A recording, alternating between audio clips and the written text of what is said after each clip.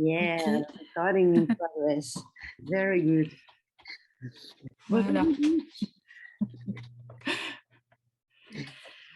Ça marche? ça marche, on y est. On va commencer. Tu m'as dit que tu étais disponible jusqu'à midi, c'est ça? Oui, Ok. Bon, bah, merci déjà. je t'en prie.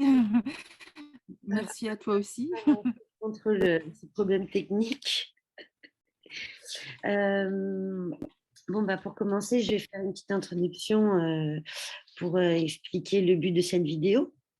Donc, bah, je me présente d'abord, hein, je suis thérapeute en rêve éveillé libre et dans le cadre de la poursuite de mes études, je fais un mémoire de recherche sur l'autisme, qu'on appelle aujourd'hui trouble du spectre autistique et le rêve éveillé libre, donc pour montrer les bienfaits du rêve éveillé et également pour si j'y arrive, permettre aux thérapeutes de mieux pouvoir accueillir ce public. Tu as gentiment accepté de répondre à quelques questions, justement pour permettre, grâce à ton témoignage, d'exprimer vraiment ce que le rêve, comment le rêve t'a aidé. Tout à fait. Donc, bah, écoute, est-ce que tu peux te présenter en quelques mots ton Oui, âge, bien sûr, voilà, qu'on puisse te situer, s'il te tout plaît. à fait. Donc, je m'appelle Monique, j'ai 54 ans, je suis mariée et j'ai 2 filles, jumelles de bientôt 18 ans. J'ai un haut niveau d'études. Après un bac+5 en droit, j'ai fait une thèse en sciences politiques et j'aurais aimé, m'orienter vers une carrière, d'enseignant-chercheur, mais ça m'aurait demandé, encore au moins 2 ans de travail personnel à financer, donc du soutien pour ça, ce qui n'était pas le cas à l'époque et ça n'a pas été possible, d'autant que, tout ce qui fait que je suis arrivée à un dépistage de TSA, était, très lourd dans ma vie et qu'à cette époque-là, j'ai fait une grosse dépression nerveuse, donc j'ai dû arrêter aussi de toute façon de travailler et j'ai dû m'occuper de moi et dans le même temps, j'ai rencontré mon mari et j'ai eu mes filles après, quelques années après, donc qu'on a décidé d'instruire en famille. Donc en fait, de toutes les manières, ça m'a ouvert à d'autres choses. Ça m'a amené à écrire des livres et à les faire publier, par rapport à l'instruction en famille. Donc voilà où le cadre d'aujourd'hui. Tu veux bien me donner, tu as écrit beaucoup de livres, s'il y a des titres pour Ah, partager? j'en ai écrit 4. Le premier s'appelle «La pédagogie Steiner-Waldorf à la maison». Il s'est publié aux éditions La Plage. D'accord. Et les 3 autres, en fait, sont des cahiers enfin, les 2 suivants sont des cahiers d'activités saisonniers sur la pédagogie Steiner à la maison, mais ensuite ils ont été regroupés avec les 2 autres saisons, parce que j'ai sorti l'hiver et l'été, ils ont été regroupés avec, les 2 autres saisons dans un gros livre, qui s'appelle «Le cahier d'activités, Steiner», je crois, et qui est aussi aux éditions La Plage. D'accord. Et c'est pour Voilà. tous les niveaux de... Alors, c'était surtout pour les plus jeunes, à partir de 3-4 ans jusqu'à 7-8 ans, mais en fait, on s'est aperçu avec, tous les lecteurs de ces livres que, beaucoup d'activités étaient vraiment, pouvaient vraiment être faites par des âges très différents, même par des adultes. Je connais une personne qui s'en sert auprès de personnes, retraitées, dans des EHPAD, des choses comme ça. Donc, voilà, en fait, c'est vraiment, assez vaste. Bon, bah, merci pour Merci. ces ouvrages. Je vais me renseigner, parce que tu sais que je fais l'IEF aussi. Donc, je Oui, vais tout à fait. regarder. Ok. Merci. Euh, alors, maintenant, est-ce que tu peux te présenter en tant que TSA? Tu Oui, es au potentiel également, oui, si je ne me trompe pas. oui, oui, oui, j'ai un profil aussi, haut potentiel, oui. Alors en fait, bah, j'avais jamais imaginé que je puisse être, autiste, mais je traînais pas mal de difficultés, depuis mon enfance et un jour, mon mari me dit: «Tiens, j'ai lu une interview d'une jeune femme qui vient d'être dépistée autiste et ça te ressemble énormément.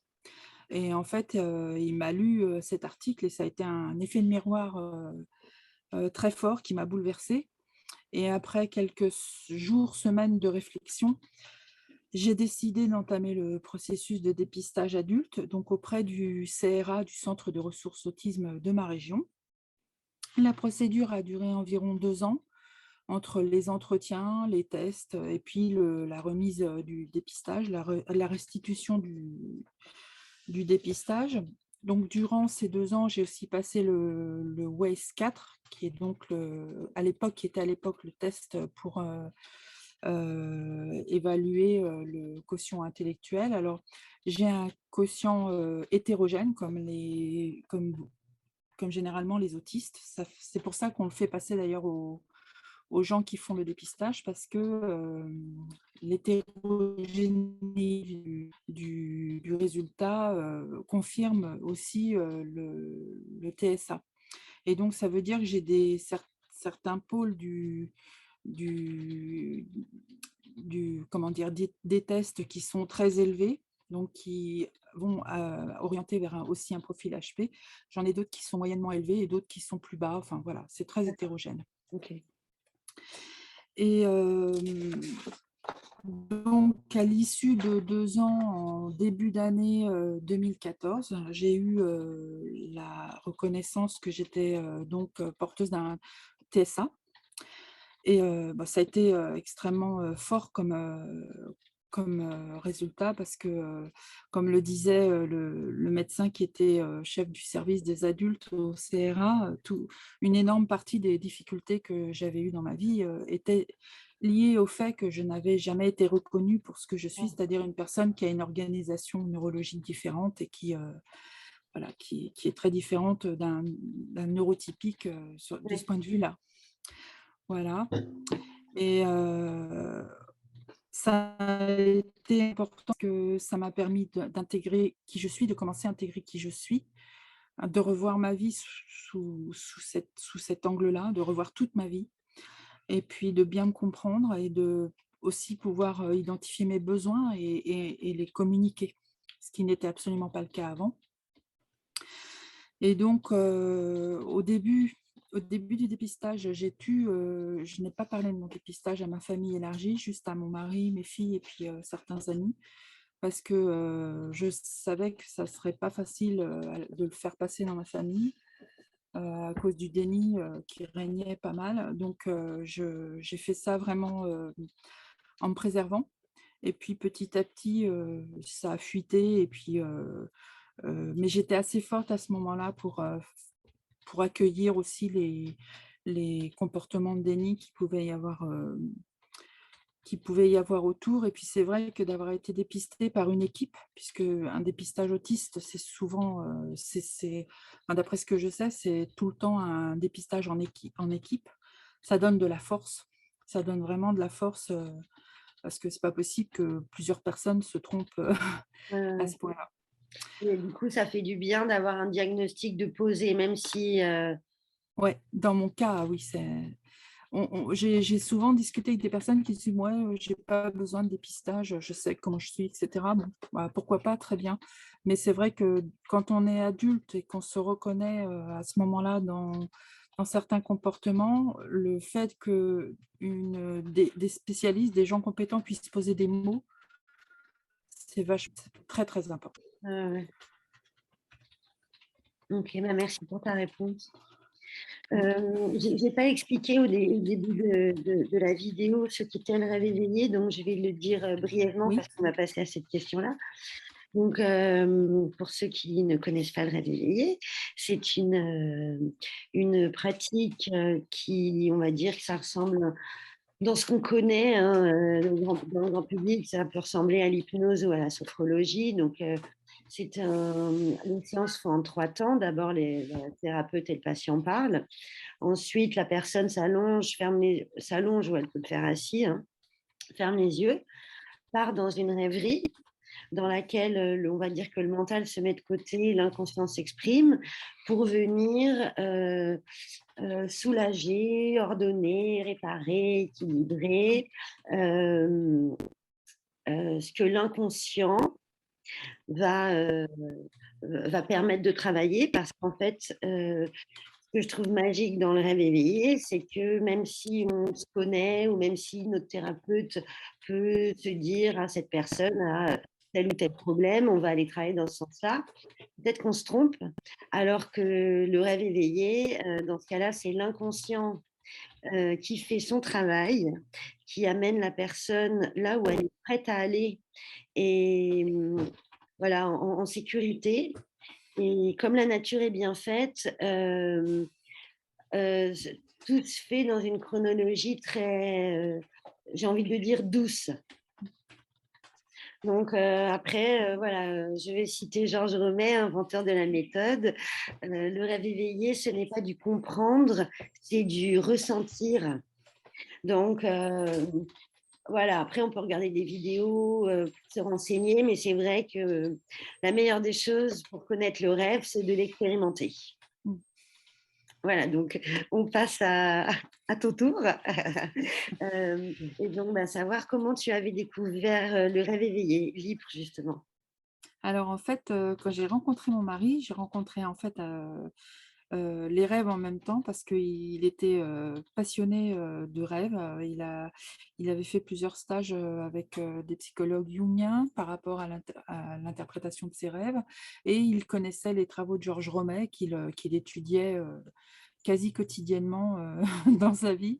Donc c'est devenu dans ma vie aussi et un des premiers effets, c'est que je cauchemardais énormément et il m'a beaucoup aidée, sur ce point-là D'accord. parce que, si on a analysé ensemble mes cauchemars et ça m'a beaucoup aidée et puis, ensuite, son rêve, c'était de faire, l'école, donc la DREL, l'EREL, l'école, fondée par, Georges Romet et il a pu le faire, et valider son premier cycle, l'an dernier. Donc là, il va s'installer, praticien. Il a déjà sa première patiente et c'est comme ça, en fait, que j'ai vu aussi la cure, comment il a changé en faisant sa propre cure et comme, j'avais certaines choses qui étaient vraiment enfouies en moi et qui, continuaient de faire que j'allais pas bien par moment, j'ai décidé, on en a discuté, j'ai décidé de faire aussi du rêve éveillé. Voilà. Et donc tu as commencé, il y a 2 ans? Oui, en gros, oui, 2 ans. Et donc est-ce que tu peux expliquer les fréquences de tu as commencé une séance par semaine ou toutes les 2 semaines et enfin je sais plus exactement parce qu'on s'est déjà parlé, hein, toutes les 2 Oui, et bah, si tu peux nous expliquer les fréquences de tes rêves au début et aujourd'hui, s'il te plaît? oui, tout à fait.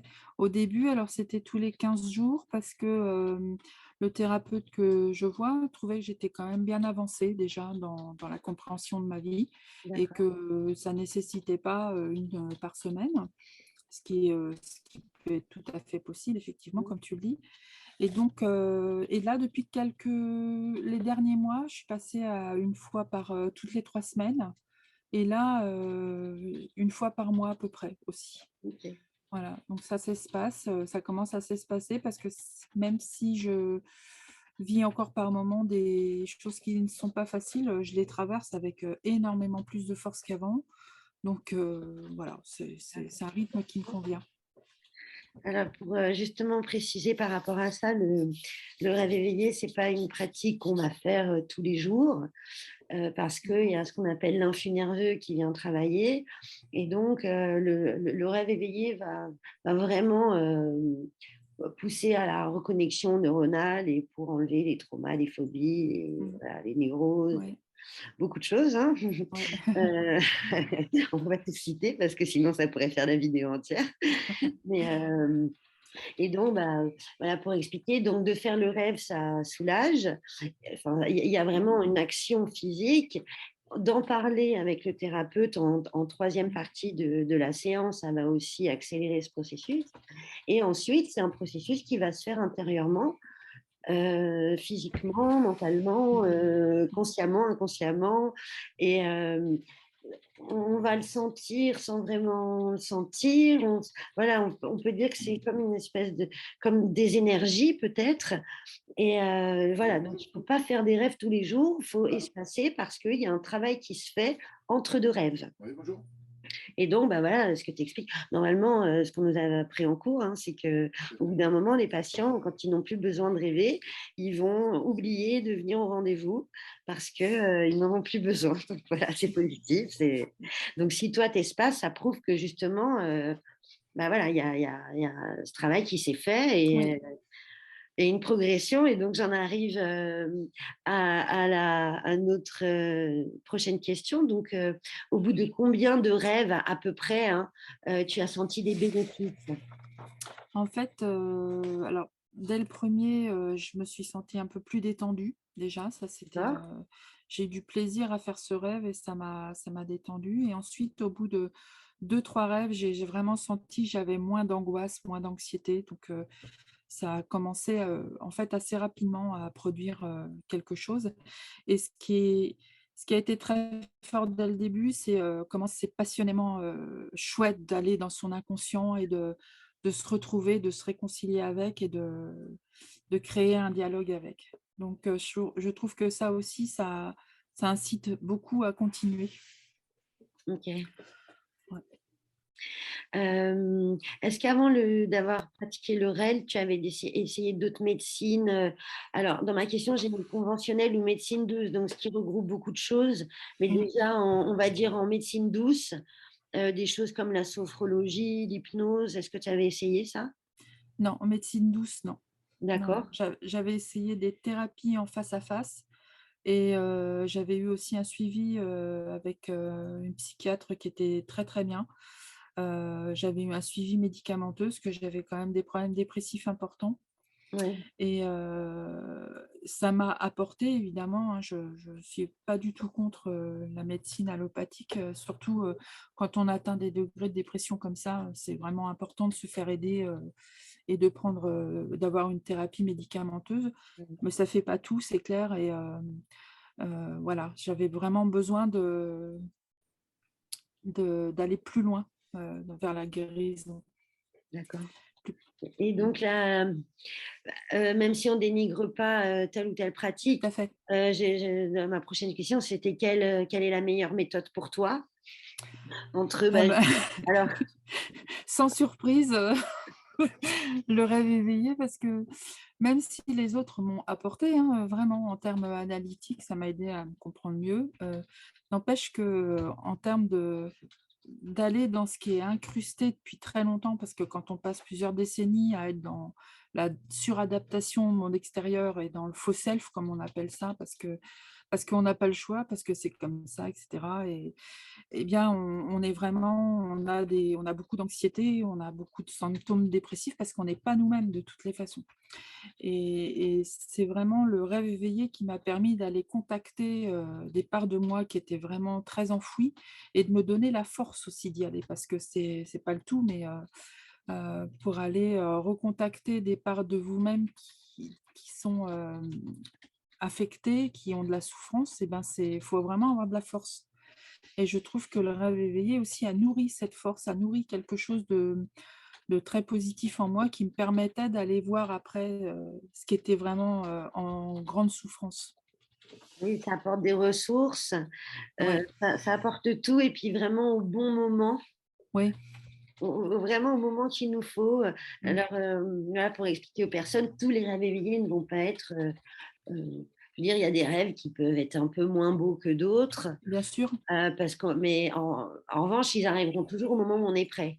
Mmh, Notre phobie sera pas pire ou notre, trauma sera pas pire. mmh, Ce sera soit pareil, parce que le rêve ne l'a pas travaillé, soit, soulagé complètement. mmh, Et ah oui, il y a quelque chose à dire d'important, c'est que le rêve éveillé, les changements sont tous positifs et irréversibles. mmh, Donc quand on a soigné quelque chose qui n'allait pas ou modifié, on va dire, pensé, ça ne revient plus jamais. Tu mmh, mmh. confirmes? Oui, tout à fait. C'est fabuleux au niveau des voies neuroniques qu'on ouvre neurologiques qu'on ouvre avec, le rêve éveillé et des voies qu'on n'avait pas pu emprunter avant parce que c'était bloqué, parce que c'était pas possible dans le contexte familial qu'on avait. Et là, on arrive finalement, grâce à la plasticité neuronale, hein, à réouvrir des voies de développement qui étaient fermées. Mmh. Et donc, on se met à réagir différemment.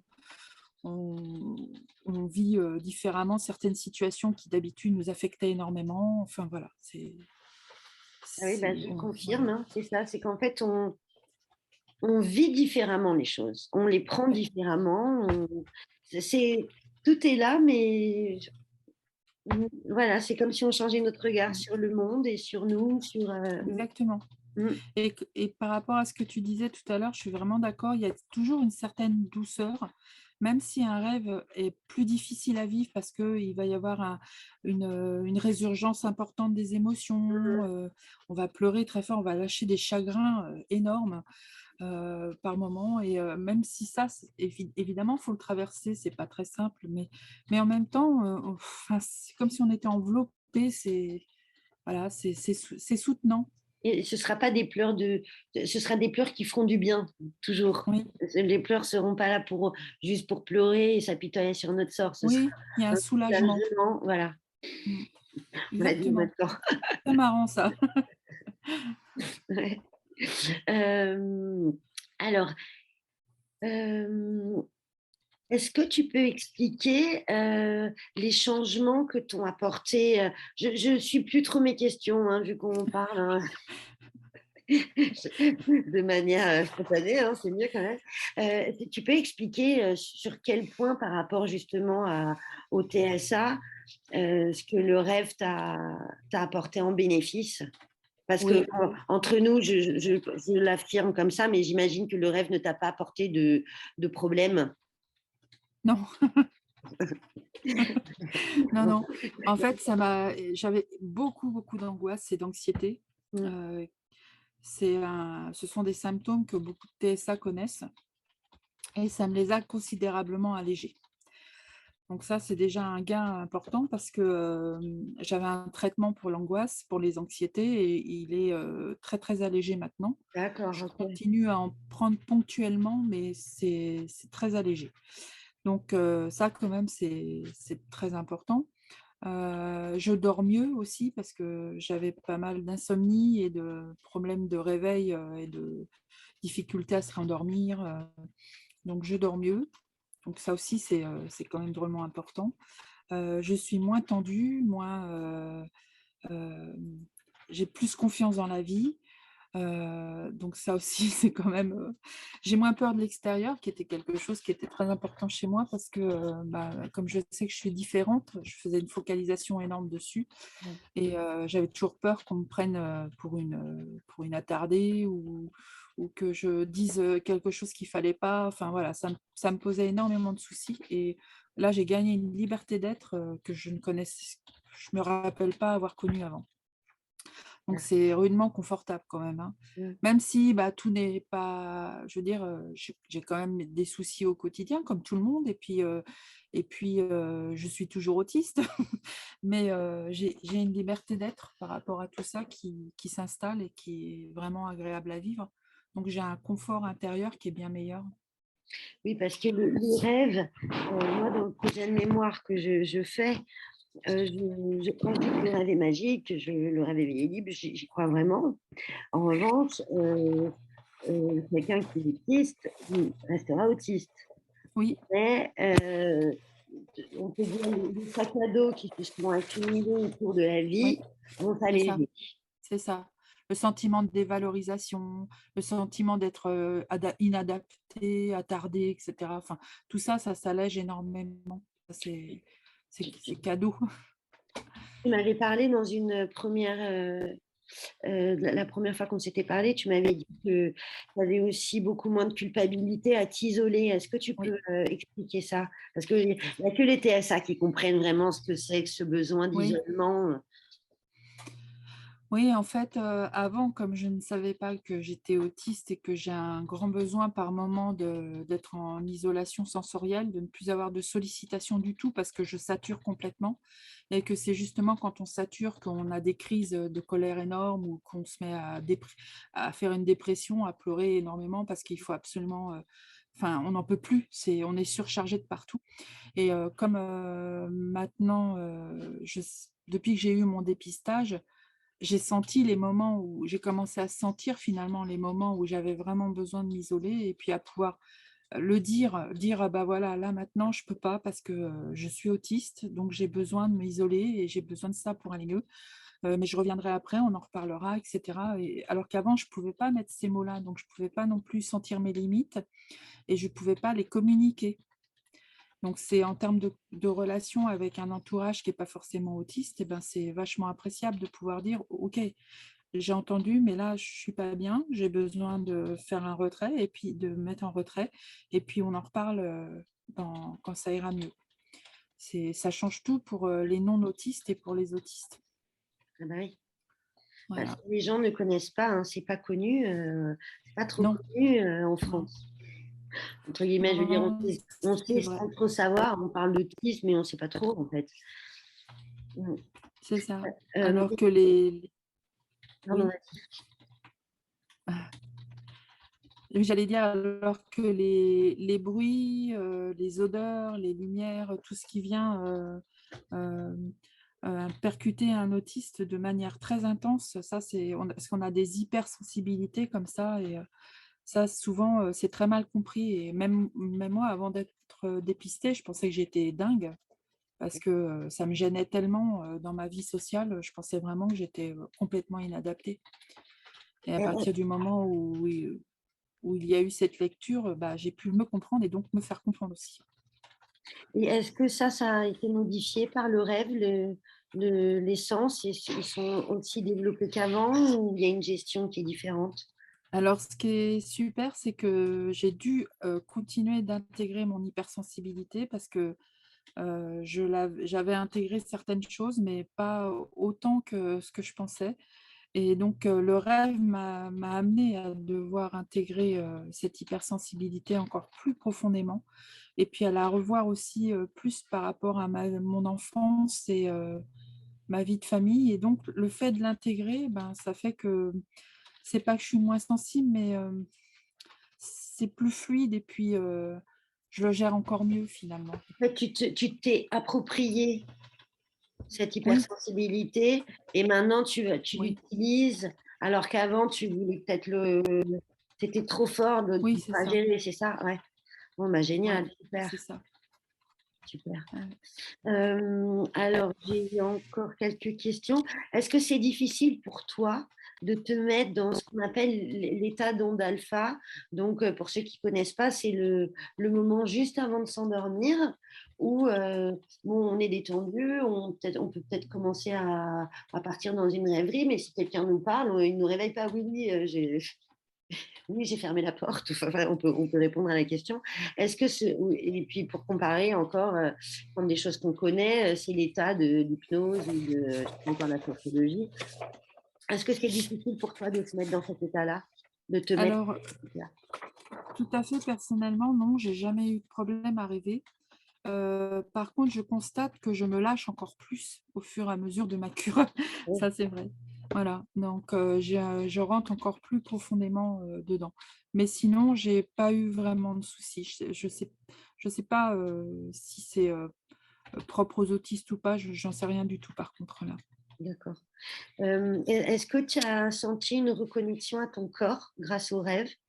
Ah oui, Tu peux en ah oui, parler? Je oui. l'avais pas mis dans les questions, mais est-ce que tu peux expliquer un petit peu, Alors, je l'ai justement senti beaucoup par rapport aux hypersensibilités puisque, bah, elles sont corporelles, elles sont dans les sensations et que c'est quelque chose dont je me protégeais énormément et il y a un moment donné, j'ai dû lâcher cette, protection et me suis mise à beaucoup plus ressentir effectivement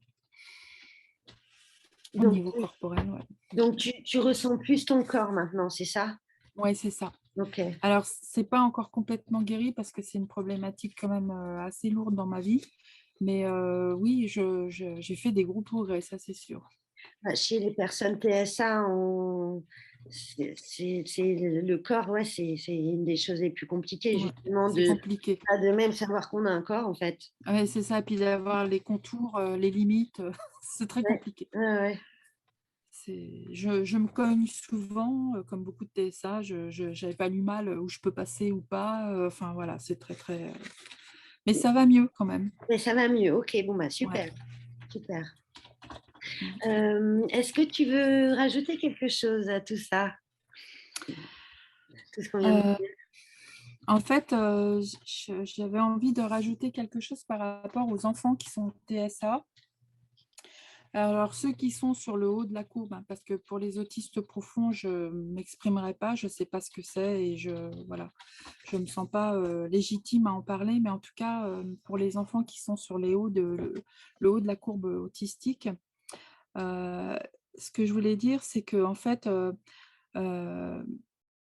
le rêve éveillé est très accessible aux enfants, je trouve.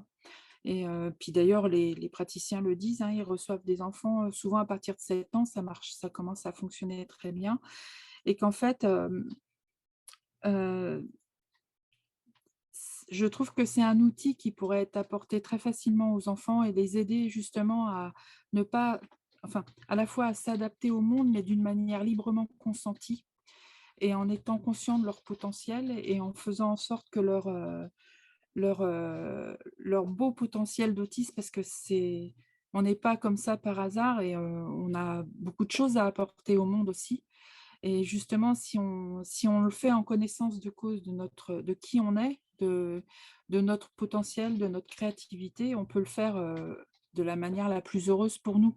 Parce que sinon on s'adapte toujours à ce que demande l'extérieur en se faisant du mal et ça, c'est pas bien et je trouve que le rêve éveillé peut pour les enfants, les aider vraiment à intégrer leur potentiel et à aller de l'avant et à offrir ce qu'ils sont au monde plutôt que de le vivre comme une tare, comme moi je l'ai vécu pendant des années et voilà, je trouve que c'est très important. Oui, bah, c'est justement d'ailleurs pour ça et je te remercie infiniment, de d'avoir accepté cette interview filmée qu'on va partager et justement, on en Mmh. avait parlé la première fois, c'est que tu me disais qu'il y a de avant le rêve, tu aurais pas c'était compliqué pour toi de regarder dans les Voilà, ouais. yeux et qu'une Ouais. vie un exercice comme on fait là, ça aurait été Mmh. impossible. Ouais. Donc félicitations Merci.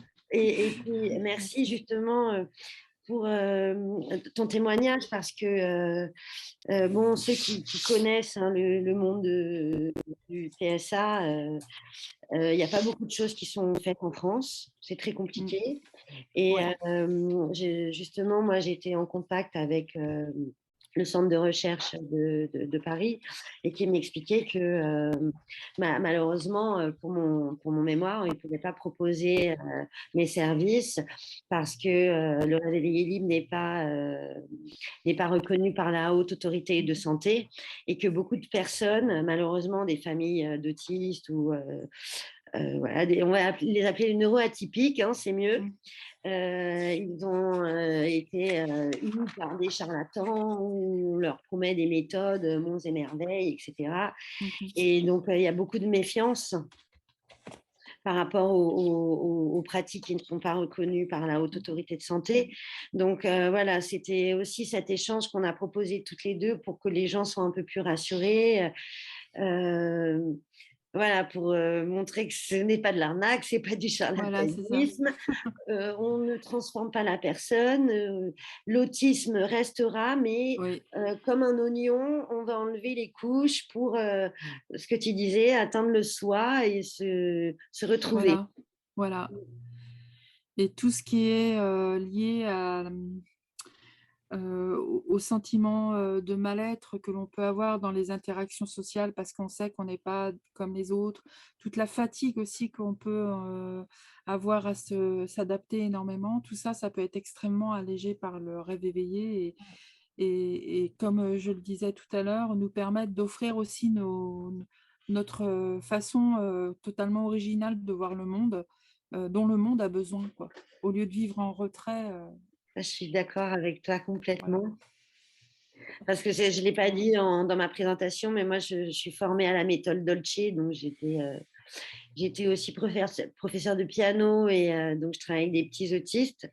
Donc, ils sont tu parlais de haute courbe, donc moi je travaille avec des Mmh. enfants qui sont dans le bas de la courbe. La majorité, je travaille avec que des enfants qui sont non-verbaux, mais on a une communication et c'est tellement riche, c'est un bonheur. On a notre communication, voilà, c'est un grand bonheur pour moi d'avoir découvert bah, voilà, le milieu du TSA parce que c'est ce que vous dites, vous avez une vision du monde qui est différente et Mmh. qui est très belle, et très, très riche. Mm. Oui, c'est vrai. Est-ce que tu as une dernière chose à dire ou on s'arrête là? Enfin, si, moi, pardon, excuse-moi, je voulais dire quelque chose, c'est juste pour revenir sur ce que tu disais pour les enfants, c'est très important d'être détecté, diagnostiqué tôt. Oui, Et c'est pour ça, quand tu disais que le rêve pour les enfants, ça pourrait être bien, parce que justement, plus c'est pris tôt et voilà. plus ça facilite la vie Ouais, et surtout chez les jeunes femmes, ouais, c'est ça. parce que les jeunes femmes s'adaptent beaucoup à la société et cachent leur TSA. Et donc, bon, voilà, voilà, si cette vidéo peut aider les gens à aller Exactement, mieux et à franchir le pas du rêve éveillé libre, eh ben, voilà, c'est notre but, hein, d'aider. c'est ça. Mm. C'est vrai que chez les enfants, leur permettre de rêver régulièrement, ça va leur permettre de ne pas incruster, tout un Ouais. tas de souffrances et de se retrouver, en adulte en étant très en souffrance, comme il y a beaucoup d'adultes, qui se découvrent TSA, qui le sont. Et et même une fois qu'on le sait et qu'on est dépisté, c'est pas encore gagné. On a vraiment, à s'alléger beaucoup au niveau de tout ce qu'on a emmagasiné comme souffrance et comme sentiment dépressif, de mal-être, de dévalorisation. Donc si on le fait étant enfant, c'est génial. C'est vraiment génial de permettre à son enfant de se délivrer de ça. Après, chez les adultes, bah, je trouve que c'est super aussi de pouvoir, se faire aider, de cette manière Mm. et de se vivre enfin comme quelqu'un qui a sa place, dans le monde. Oui, puis plus globalement, hors mémoire et hors TSA, même pour les familles, les mamans, les parents, ça peut faire du bien dans tous les cas, hein. Voilà, c'est ça, dans tous les cas. Euh, Monique, je te remercie infiniment.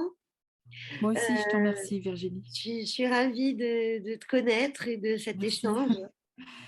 Je Merci beaucoup d'avoir accepté cette ah interview.